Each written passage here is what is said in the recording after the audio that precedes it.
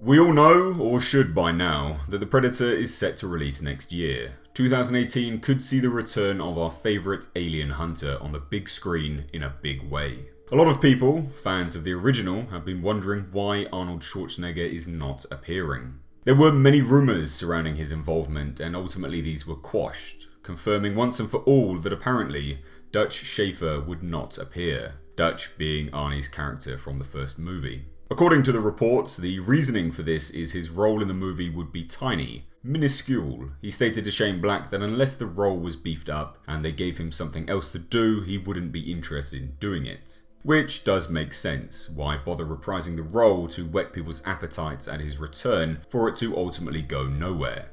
But what was so small and pointless that Arnie turned down? Some pretty major spoilers ahead, guys, as I may or may not have a script. If it is a script I have, then it's an early draft. That being said, I may also not have a script, and the role could easily be swapped out for Danny Glover, and overall, it's not just the cameo being small as to why Arnie probably decided it wasn't worth his time, but it's also due to the content of the script, which I may or may not have, and how that scene is framed. So if you don't want spoilers, just switch off now. You've been warned. Some scene setting. It's the end of maybe a script, maybe the film. We have our 10-foot augmented predator dying on the ground, and our autistic child, Rory, and his father, McKenna. Victorious. Yes, that's right, they killed the big bad predator. This is important to note, as Arnie likely didn't feel it in keeping with the original film that an autistic child could be integral to killing a predator that is arguably stronger than the one Arnie's character faced.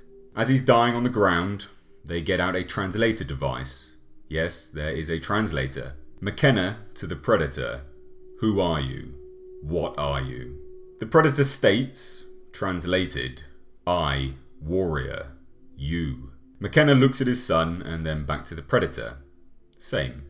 The big bad guy of the film then points to the 12-year-old autistic boy and says, believe it or not, oh yes, believe this, warrior, new breed. The Predator then lashes out at the child, McKenna shoots it dead, and some filler dialogue happens about the characters potentially starting a war. And a voice then appears from a helicopter that swooped in, stating, negatory, the war's already started. Everyone of course looks up, framed in the hatch of the chopper is Dutch Schaefer. To which he speaks to the characters and says, Dutch Schaefer, US Special Forces, come with me. The child cutely states, me too? Schaefer, Dutch, the big action hero smiles grimly, especially you.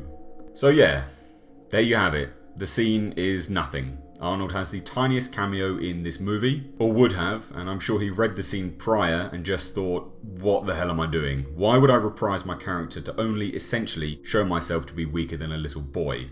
Being the fact that the child and his father just killed a bigger and stronger predator than the one he faced. These are very integral scenes to the script, so it's unlikely they would have rewritten them that much unless a complete third act was redone. So to me, it's no surprise he didn't want to do it. Not because it's a tiny role, but because it flies in the face of the first film and the tone that was set.